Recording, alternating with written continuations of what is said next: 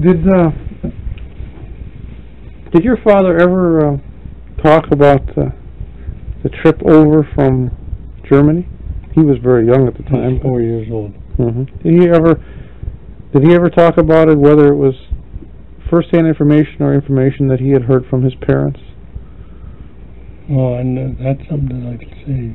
He never did. He never said anything about it.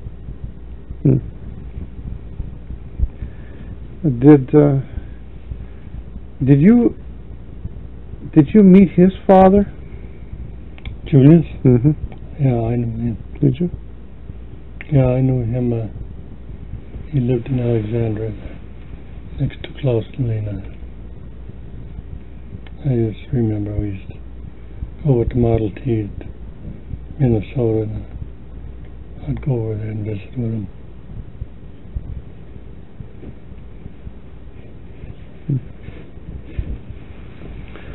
Is there anything in particular you remember about Julius? Well, I can just remember him with his beard, and that's about a deal. Right, you would have been very young at the time. He died in 1925. 25. Yeah, I remember when he died, too. But did you go down to the funeral? no, Dad went down. We were getting to see him there pretty regular. We'd take a car trip to Minnesota. We'd see him. Oh, I know that the doctor told him he had to quit working, and he never stopped. His house there, he built a little house there in Alexandria, and he dug the basement, I guess, by hand. I understood it. And that finally got him. Well, we talked, I don't know who talked, it was I and Klaus. Talked that he had prostate trouble. At that time, the doctors didn't know what that was. Do you, I'm trying to think, I mean, do you remember, or did you have any impressions of him when you, as a child? Did you enjoy being around him? Was he the type of person you the kind of grandfather that was fun to be around, or was he more stern person, or he was or what? In my opinion, he was a pretty stern guy. He was. Yeah.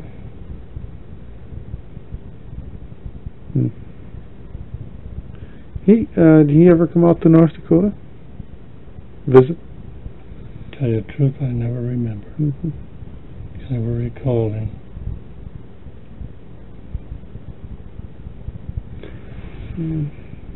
Yeah, the only ones I ever remember is Willie, Henry Rapp. That kind of come up and worked. Did you meet his Julius's second wife? Yes, I didn't know the first one, but I know the second one. That wasn't that Bill's mother-in-law, wasn't it? Yes, Bertha, or Bertha, yes, Gooder John. Gooder, yeah.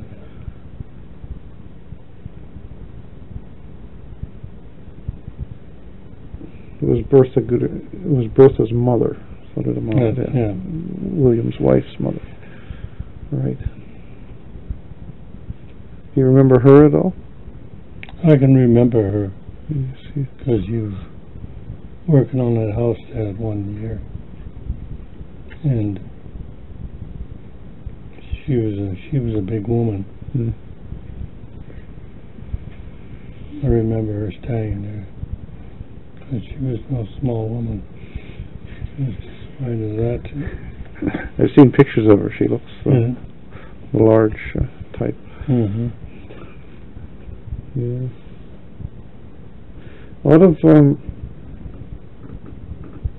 the various brothers, did you of Richard's? Did you have a favorite uncle, as it were? Well, I'll put it something like this. I used to. Henry Toon was one, and it's called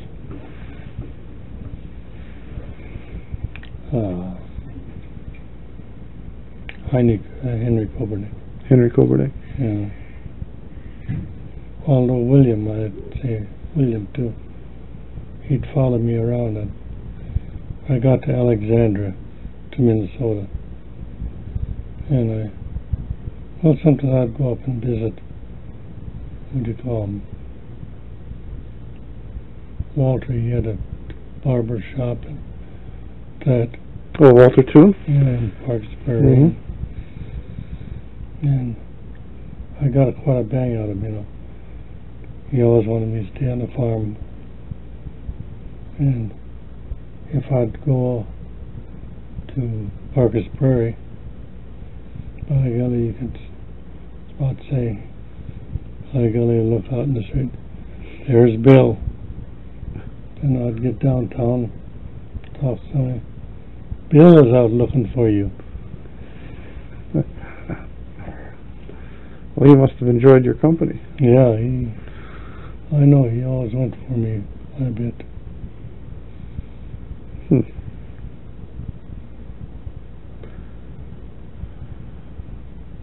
Was he, did he have a lot in common with your father? They were more like this. They were real close. Yeah, their thinking was about the same,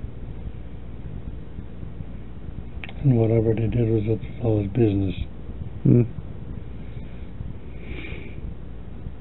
Your father really, from my impression from talking to people, had a good sense of humor. Yeah. Enjoyed telling stories. That's right. That sort of thing. Did your father have any favorite stories that he would tend to relate over and over to people, or? Yeah, I can recall he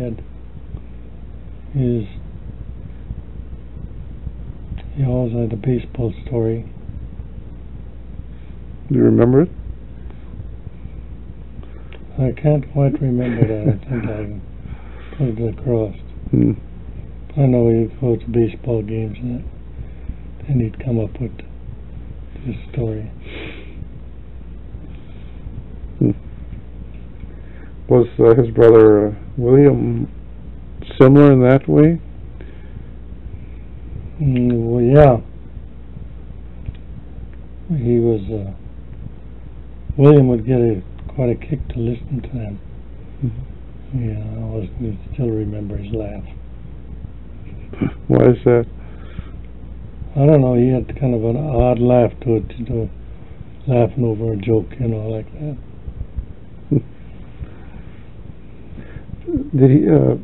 Did he tell jokes himself? Yeah. No, he never. I can say I can't recall that he ever come up with a joke. So he wasn't that. He wasn't that type of outgoing person. Yeah, but he liked to listen to him, and he can get a laugh out of it.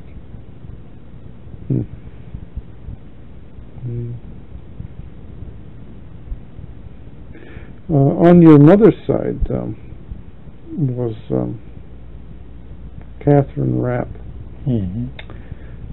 We have a picture where she was out in North Dakota, and Did you have a chance to meet her? To meet her? To meet her and get to know her at all? No, not exactly. She was, when I was born, she delivered me. Oh, really? And that's, and then she must have died shortly after, because I can't recall her. Yeah, I don't remember the exact year. She died at Herman Yankees. She did? Mm-hmm. Yeah, I know after she left there, she went back. And that's the last I remember. Mm-hmm. Yeah. Emma Schultz was there when she died. She was. Mm-hmm. She remembers that. And she's got a pretty good history on her. Mm-hmm.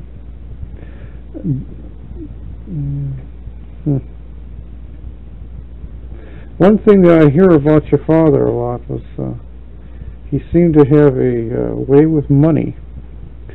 Good money manager. Good financial head on his shoulders, that sort of thing. Was that? That's true. Can you? Are there examples that you remember, or? Well, he was a guy,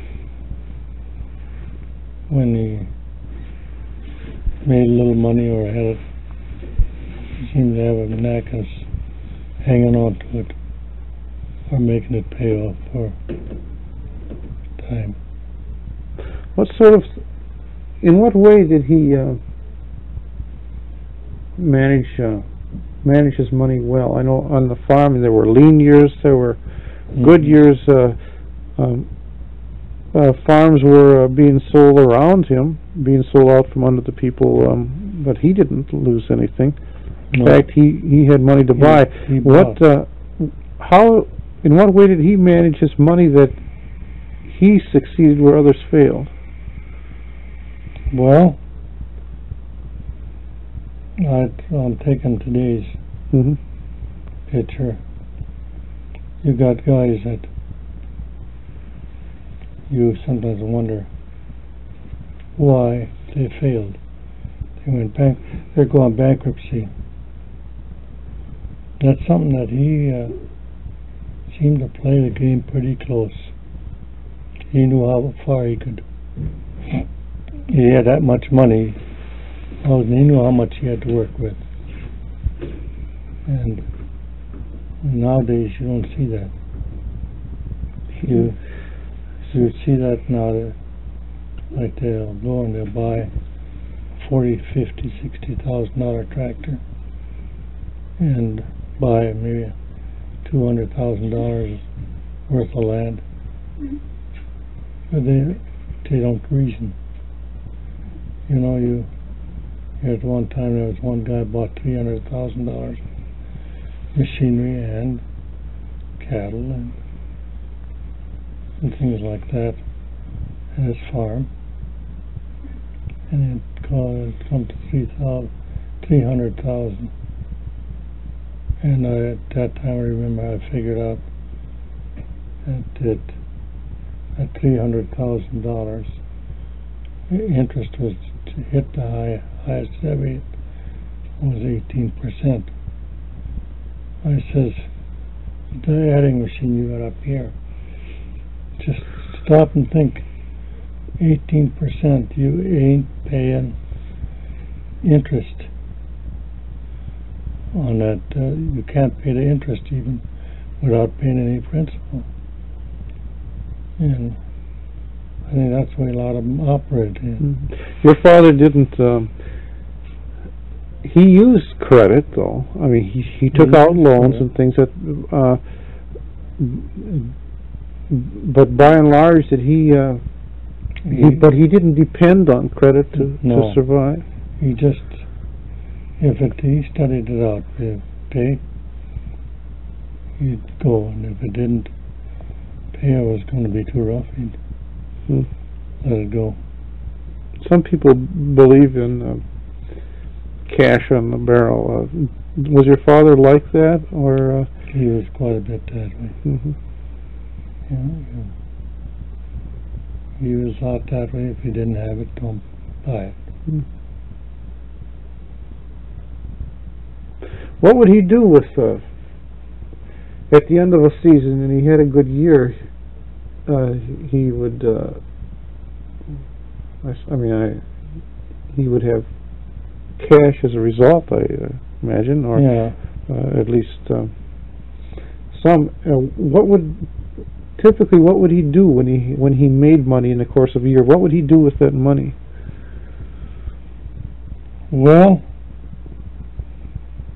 I'd say it's pretty close. He'd put her in the bank, and he would, and if he didn't need it, and sit on to you. He was a pretty good friend with the banker in Belva, and it seemed like that banker, he knew him, and he'd play with him. Dad needed something just now, and needed it bad. He'd go along with him because he liked the way he operated with a pretty big herd of cattle and grain, and he didn't have much trouble that way. When he needed money, he knew where most of them couldn't even, the banker wouldn't even look at him. Where he was, the banker would. Was his the combination of large herd cattle and grain and whatever else that however he raised things, was that typical of that area, or was that unusual? I mean, didn't most people have cattle and livestock in addition to raising? They did, but he was exceptionally big. Oh, I see. He ran about 100 head dogs. You're talking beef? Beef, yeah. And see, when he bought that place there that I'm on now, he bought I don't just recall, was it 75 head of purebred Angus cattle? And he got into the cattle right away with it. And I think that's where he come out on top. Was he progressive as far as his farming techniques went? Yeah. He was? Yeah, he has a rule. He played her pretty close. Whatever he did. Were there things that he practiced that were wise things to practice? I mean, I can't say exactly what, but conservation and management and farm management in general that were new and that he could see a value to doing, or maybe types of equipment that were more efficient, or I don't know, fertilizers. Was there something different from his style of farming and most of the other people in the area that set him apart? Well, I'd say his farming was timed. The grain had to be in the ground at a certain date, and in the fall, you have what he wanted to fall plowed. It had to be done. Because I remember I was a kid, I had to sit on that plow till the fields were plowed, and then where a lot of them they just waited till spring, and then they try to do it in the spring again. It didn't work out.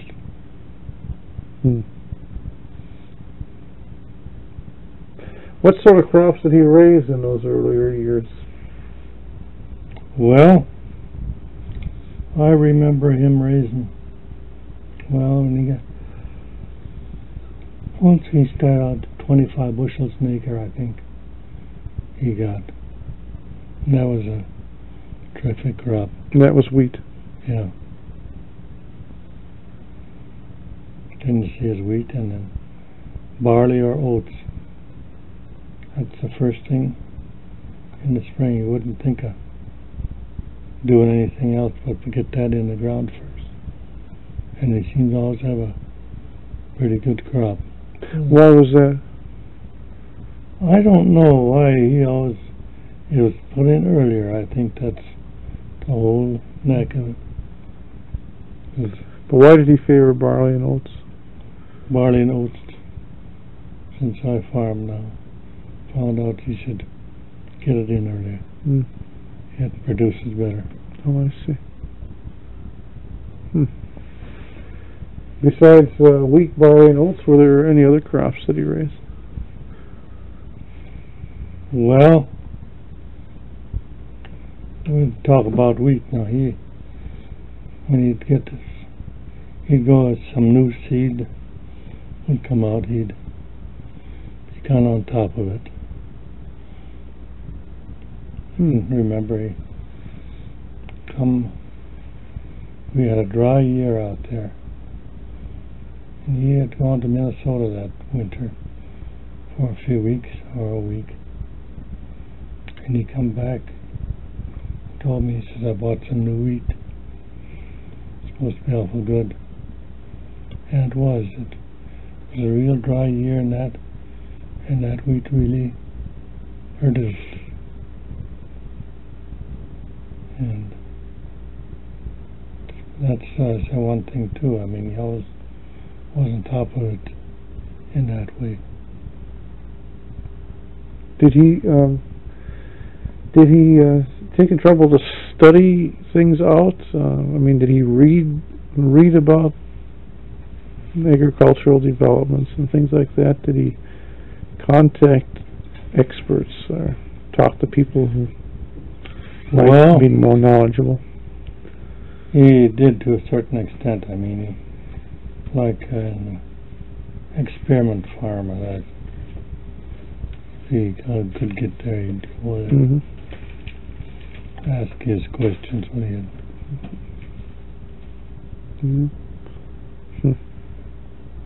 Interesting. He had he had his own threshing machine, didn't he? Yeah. Was that in itself rather unusual in those years? Yeah, it was very much so.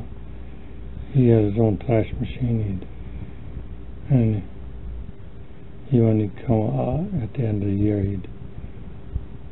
when he got done thrashing, it'd be paid for. I mean, it'd pay for his thrashing, would pay for the bill, thrashing bill.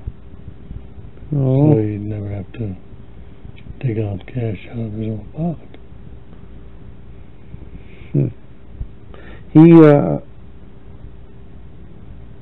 Did he use the threshing machine on more than just his own crops? I mean, did he go hire himself out? Yeah, he went out. The people wouldn't let him rest till he got him with smaller outfits, track gas. They just kept on after him. Well, I'm sorry. What you said? Track? What was track gas? Or what did you say? Gas track. Oh, I see. Okay, fine. And then he would go out, and then they would pay him to thresh their crops. He always come out pretty good. How did he work that out? Well, he charged so much a bushel that when he got done figuring it, he collected all his money. Did that make a difference in his income? I mean, was that a sizable? At that time, I'd say it did. It was rough years.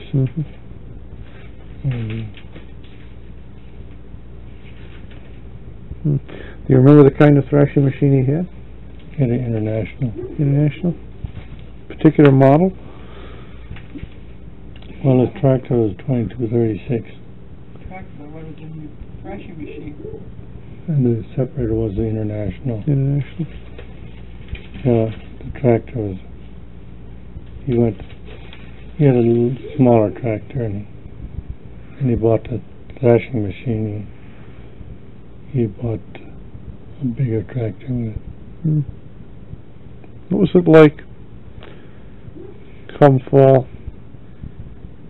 And they decided, okay, it's ready to go. I mean, how did your routine change when you were a kid growing up? When the harvest season hit, what did it mean? What did it mean to you in your routines and things? Kids did the shocking always. And you did the shocking. Can you? I am a farmer, needless to say. Yeah. Can you take me through the steps involved from when the way that it was done back in your youth, when the crop is ready to be cut? Can you tell me what was the routine? What was the routine at the time to harvest the crop from the point where it's standing up there waiting to be cut? Can you tell me that? Well, you kind of watch it, so it won't get overripe. I mean, and when it's ready to go, then you hit it too. Like Dad there, then I remember he had enough where he could use. See, each binder had 4 horses. And he had enough horses that he could hitch on and change off. If he didn't want to stop for dinner, he'd go right on through and bring in the one outfit, and they'd eat and have their water and stuff, and then maybe about 4 o'clock out they'd go again. How long were those days? Like at this point, when you had the binders out there, when did the day start and when did it end? When he was anxious to get the crops cut? It started early in the morning. Used to get up about 4 o'clock in the morning and get the horses ready and this and that.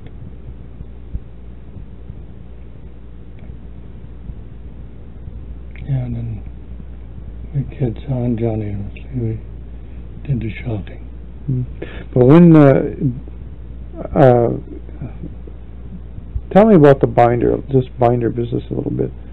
Was that a one-man operation? Yeah, one man. And that would cut it and tie it.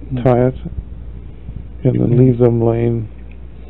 Dump it in the rows while you're sitting on there, you know. Oh, I see. It goes on a carrier, which holds about maybe 5-6 bundles. And when that's full, they dump it. Oh, I see. And he did the cutting, or the binding rather? Yeah, he did. You didn't get involved with that at this point? No. So once that you have these little groups of bundles all over the place, that you and Johnny shocked them? Yeah. How was that done?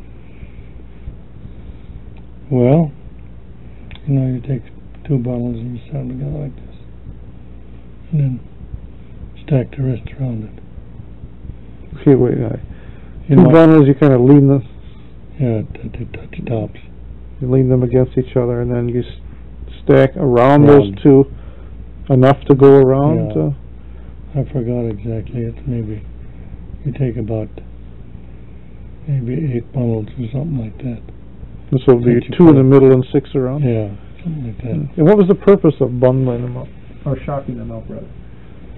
Well, the purpose is that the rains would come and they'd be protected from the No. rains that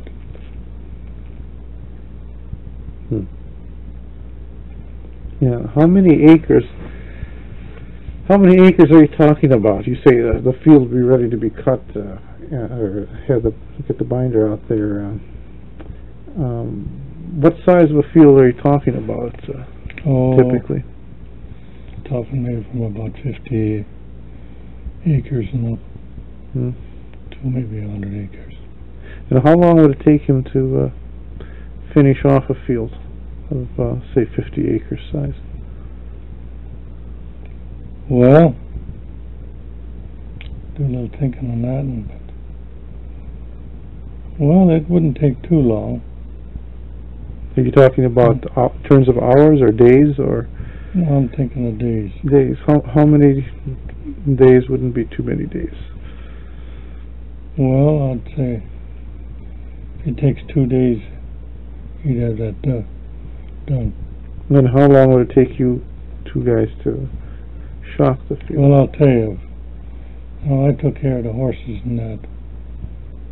I didn't have to lose too much time there. Sometimes we'd be right behind kick out the last bundles, we'd be right there. Oh, you could keep up with it then?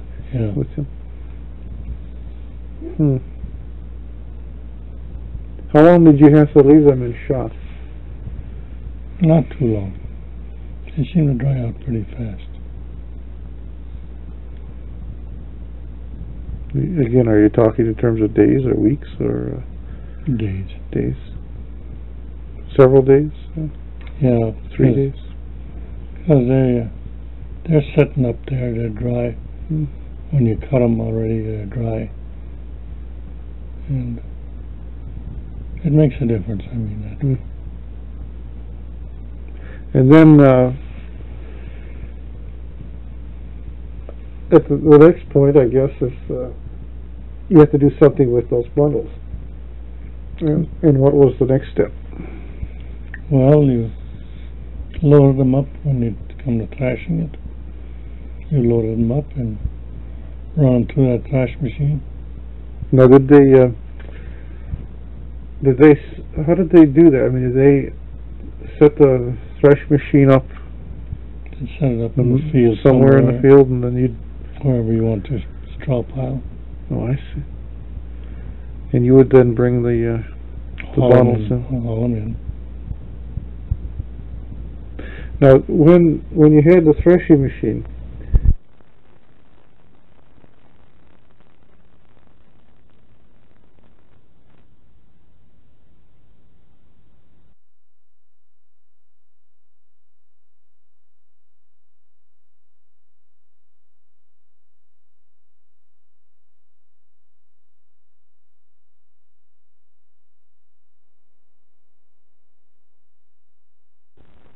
and I didn't mean two-man job, but you had 3 people at the point.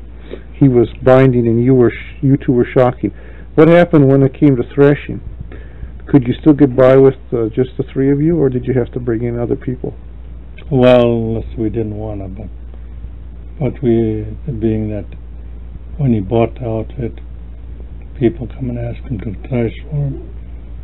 Well, then we used to always got a crew of about, say, 8 people. Now, were those 8 people the people for whom you were threshing, or I mean, when you did the neighbors come and kind of work off their debt, some of them, or did you actually hire people specially just for that? No, you got a lot of these farmers. They try to work off as much as they could. But when you were set up, they got the machine set up in your field. Then did you have the crew then at that point? And you did. Then so that you had these 8 men or whatever. You get them right away before you start. I see. And they would work until it was done. Mm-hmm. And then if they needed somebody on their place for help, well, that's up to them to see that they Oh, I get see. extra help. But Dad, he had a steam engine outfit too. Oh, he did. Yeah. That's the one that you could put straw in, boy. Just take a half a load and shove it this way. Well, you're talking about the old steam engine The with the old great steam big engine. steel wheels, like Yeah. you see in the pictures. Yeah. Oh, what kind of a steam engine was that? Reeves. Reeves. Huh. I had never heard that he had owned one of those. Yeah. Yeah, he owned one. This isn't so many years back. A guy from Dalton, Minnesota here, wrote and asked me if I still had that steam engine. How would he know that you ever had it? He must, the only thing you see, Ernie, Oh. at their hometown, I guess, and he maybe talked to somebody that. Whatever happened to that steam engine? Well, I'll tell you what they did with them, all them big old engines. They got a welding torch out there and cut them up for scrap iron. No. Well, Which is the wrong thing to do. yeah, now they're quite, Popular. yes, quite the item, collector's item. Did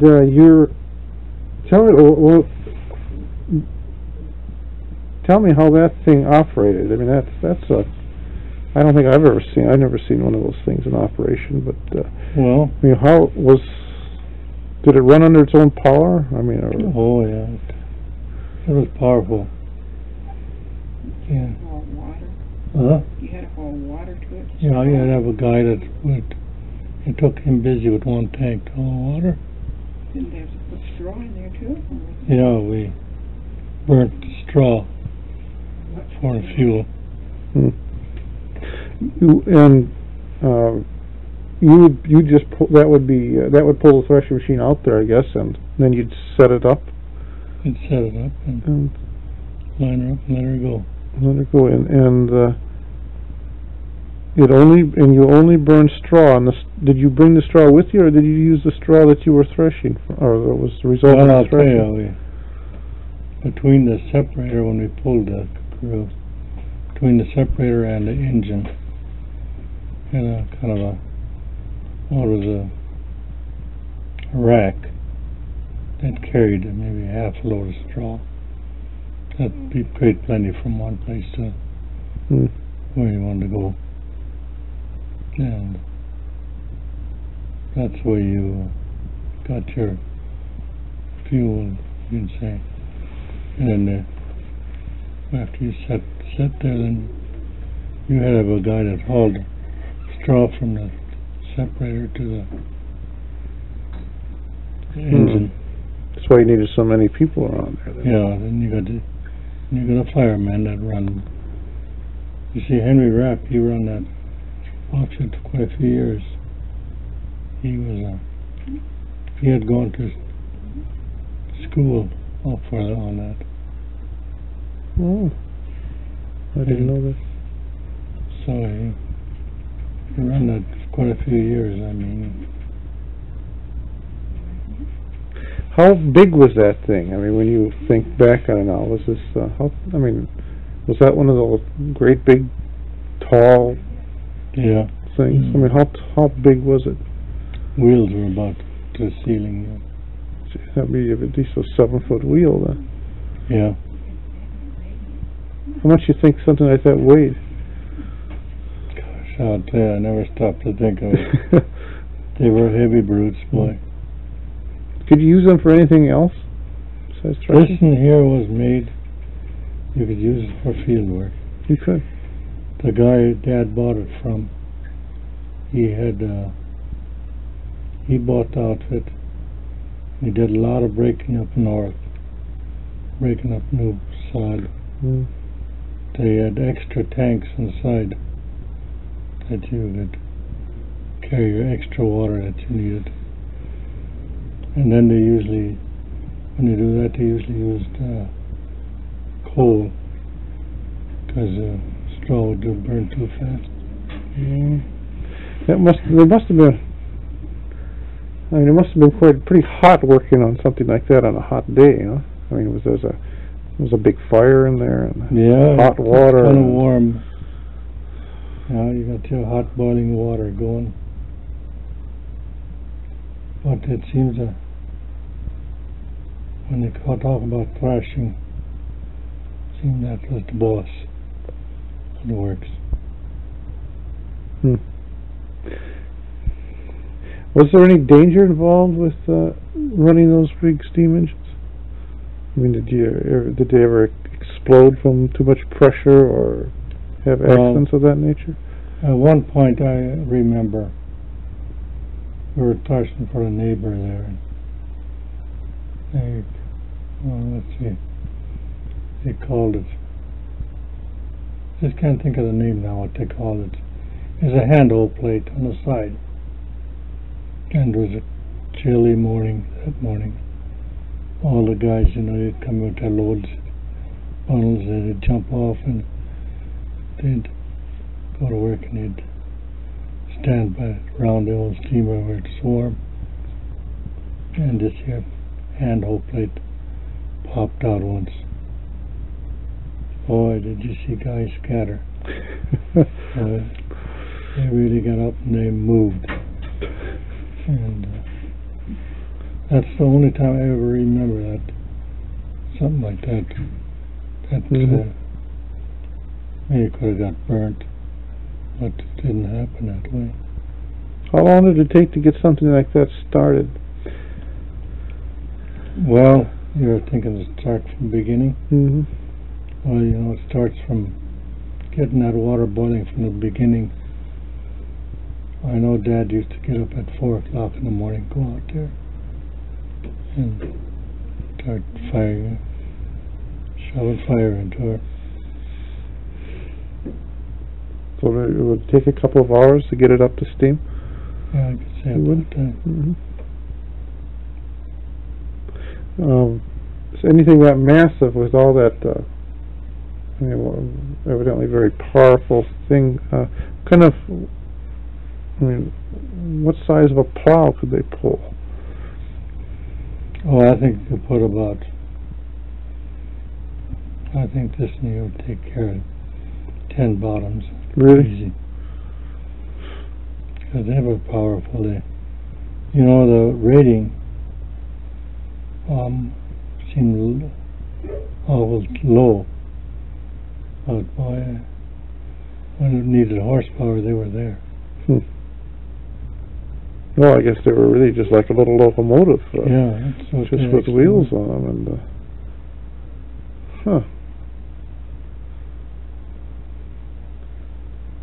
Did they have whistles on them? Things like that? Yeah. I mean, they did. Yeah, I think Hank has got the whistle off that. Well, he does.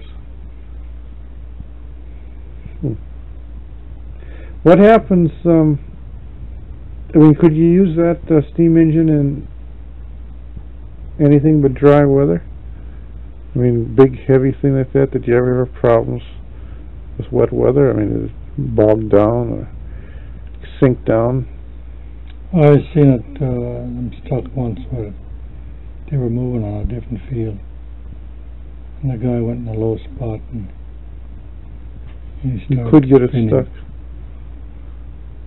Took about a half load of bundles to throw under the wheels to get her moving again. I see. And how long did they work with that steam engine? Did your father have that steam engine that he worked with? Let's see.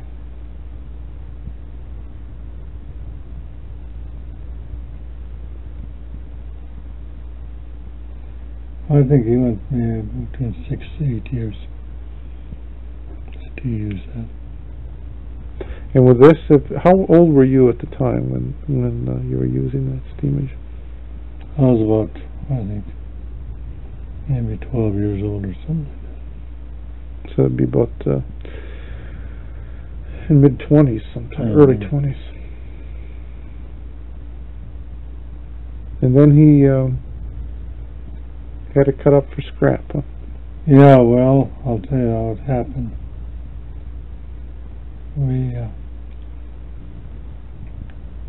He went to work, and when Albert Zinter one year, he wanted to buy in share with Dad. So, it was Dad and Emil Koebernick had shares. Them two always had together. And then Emil Koebernick moved away from Confer, went to Mercer. Well, then Albert Zinter, he said he'd buy his share. And they flashing. Once Dad says to Albert, he says, I think we better work on our thrashing machine a little bit, get in shape. Well, Albert says, I ain't going out this year. And then Dad was kind of mad because why didn't you tell me that earlier? So Dad went to work, and he drove to Galva, and he bought a smaller outfit, but a gas engine and separator, and then a thrash till. Well, he burned the thrash till he quit farming. Because after the combines come in, then he went to work, and they didn't thrash wheat no more with it, but the people always wanted their oats, thrashed their oats with it. So farmers get together and go around, thrash maybe 50 acres or so for each farmer. I see. Did you look forward to the harvest season? I didn't care much for the shocking part of it, but otherwise I didn't mind thrashing and that. How long did it actually last? Are you talking in terms of a couple of weeks and then harvest season was passed, or did it go on longer? Or well, I'll tell you, I've seen them thrash till. I remember one year with the old steamer. They thrashed till it started snowing. Had they gotten an unusually late start in years like that, or was it just that they got too many jobs, more than they could really handle. And the people said, "Oh, we'll wait for you. Go ahead, we'll wait for you." And gosh, when they got done, they finished to clean up by Strawberry Lake. They were out there in that country. And then that's all prairie between my place there and Strawberry Lake. And to move that thing, they had to be so careful of fire. They fought right up behind with a water tank. That dry prairie grass, that he's the guy that all the water, he followed up, and he had to stop quite a few times and kill a fire or something. Really? That That was from from the stack or smokestack, you mean? If cinders would come out, or? That if your smokestack didn't have what they call a smoker restaurant, you'd run to that trouble. But you see your pan where you fire with straw or on the bottom, that's right close to the ground. And just take a little bit to. And what was the thing in the smokestack called? Smoke arrestor. Smoke arrestor. Yeah, it's supposed to. There was a screen of some sort? Or? Yeah, it's supposed to kill all the sparks that go through. Well, then he was away. If he took all these outside jobs, then he was away from home a lot. Yeah. I assume. Yeah, I never went out then. I started working in the fields over. We started plowing horses. I see. So he was out in the then could be away from home from August until in through September. Yeah, he put on a lot of time that night, wasn't it? Huh? He would be home every night. Yeah, he'd be. Well, he made it back home at night. He didn't stay out to then. He had the car with him. Oh, I see. Huh. That's interesting. Did he have any trouble finding people to work for him? Very low. Where others had trouble getting us through, he never had that trouble. Why was that? I don't know, the people would come to him, especially these younger guys that trying to earn a buck or two. They'd come to him real before it ever started. Asked for a job. From different areas, Huh? people came in from different areas. Yeah, they come from different areas and that. Well, what did he pay himself? Well, when I started a little bit, I never did go to the thrashing machine much. $1 an hour. $1 an hour? Oh, $1 a day. $1 a day. Yeah. $1 a day. That's good money. Yeah. Yeah, there wasn't much money. Did he generally get along with the Crew. with the men, the crew? Yeah, real. They had Only ones I remember once. You got some guys from Chicago here. We were just starting up and they were short. So, I don't know, where did he go to Butte? And so, some guy standing on the street and he asked, guys looking for work? Yeah. But they said they didn't have no blankets or anything to sleep out inside. Well, Dad went to the store, he bought some blankets.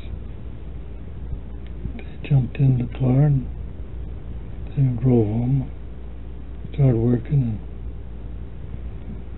they were, I don't know if you ever heard that, they were IWWs. IWW. Labor outfit. It's kind of organized labor.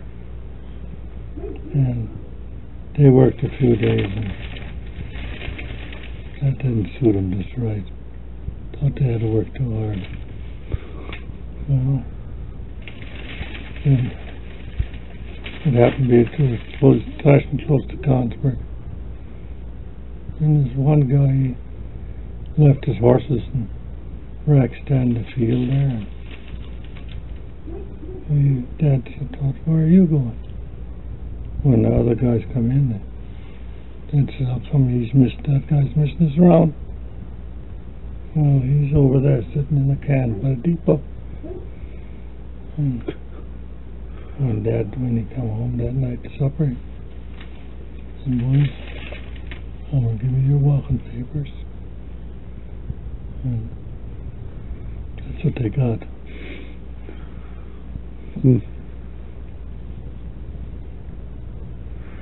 How did he treat the men working for him? Yeah, really good. Did he? Yeah. The guys that worked for him always come back again. Yeah.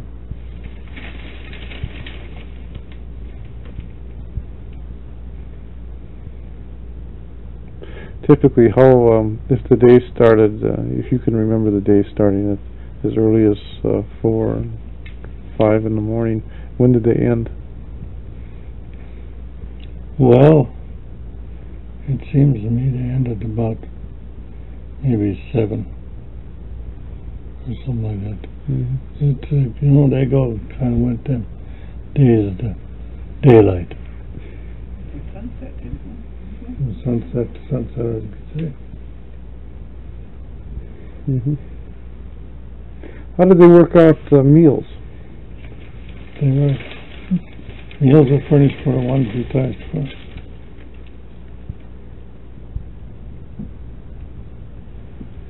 Yeah. Well, see, Steam engine days now. when they had the steam engine, they had a cook car.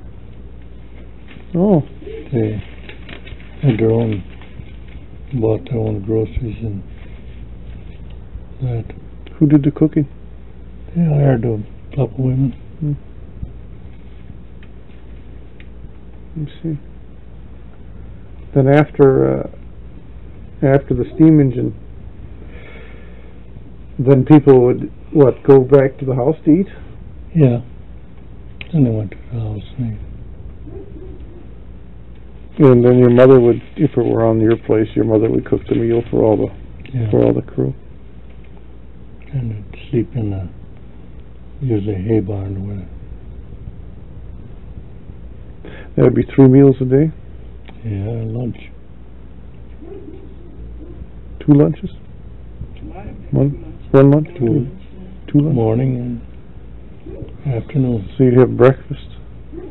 Breakfast and what was it, 10 o'clock lunch?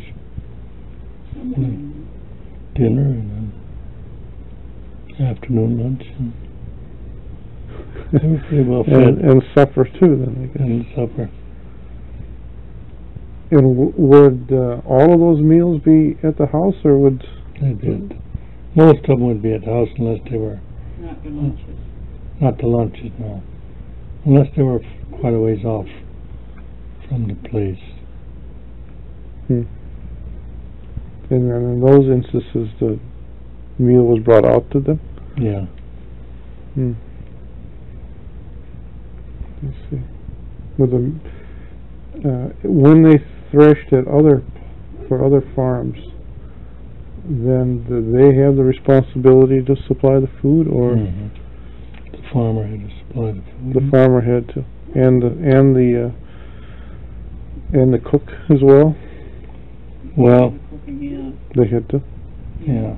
whatever. Said whether we're in my country.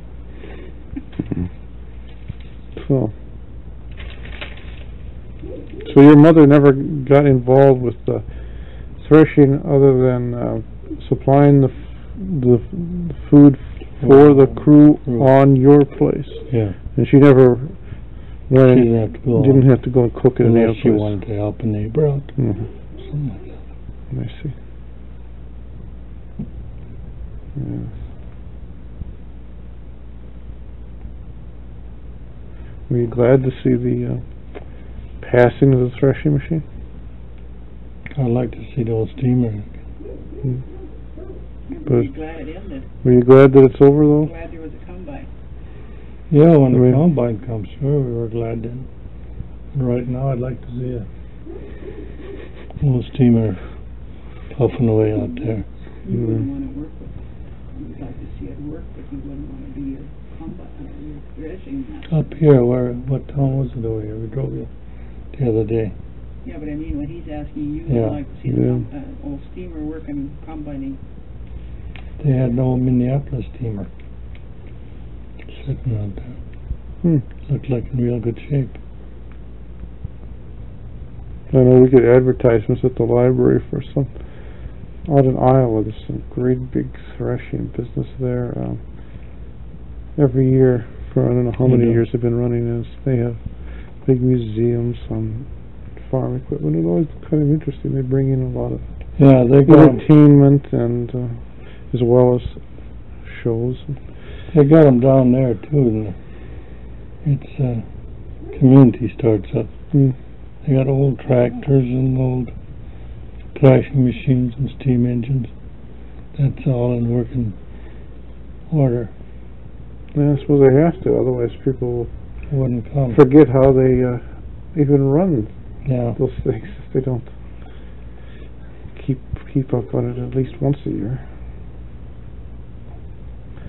Did your father take the responsibility for setting up the threshing operation? I mean, setting the machinery, making the adjustments, or he himself did that? He himself usually was on a separator, watching things there. Was it complicated to set up a threshing machine? No, not. Were there any? I don't think it's because I was raised with it, you know. Were there internal adjustments to make as well as? Not very. It was just a few, maybe. Were they very efficient? Did they lose a lot? Was there a lot of waste on a threshing machine, or did they? They were pretty efficient. I know there was an argument between a farmer and the guy that threshed, because he asked Dad to come over after a while and thresh that straw pile through. He says that guy put all the grain through. So they drove up to the straw pile and guys started pitching in, you know. Hardly nothing went over.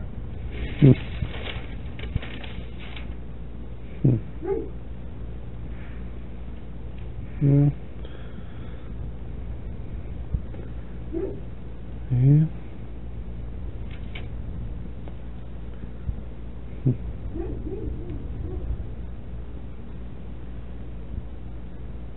Well, I think I'm almost at the end of the tape. I think I'd be maybe a good place to stop, huh? You have anything else that you'd like to impart before I shut down? Can you think of anything? Okay. I grew up with you. Yeah, but you still know a lot of it. Well, I always think back to what was at my dad. He had the threshing machine and all that. Yeah. So. Well, those were the old days, but I guess some aspects of them weren't necessarily the good, the best. You know, I mean, things weren't always good in the good old days. They were sounded like a lot more. No, it's called the good old days. But when your dad was hurt with that combine, you went out threshing after that too. Remember that? Yeah, I didn't know. I had to go threshing oats. You had to go. Oats A lot of for people. Kept, you know. Oh. See, the farmers they'd and they had straw. get together. That oat straw is good for feed. And they'd thresh on the remember you oats. going out then and doing the threshing? Yeah, I remember that too. Yeah, things were a lot of handwork done in those days. Yeah, I know they were wondering if I was I'll do out thrashing like Dad did. Well, I said, there's only one condition. I says, you furnish the men and the wagons and that, and we'll run the outfit. And they did too, and they did a good job. Yeah. Everybody's satisfied. Yeah. Probably didn't have a full crew then either. No, the farmers kind of got they maybe didn't get 8 men up, 18. No. Well, I'd say it's the farmers that kind of organize that. Well, let me just flip this off here.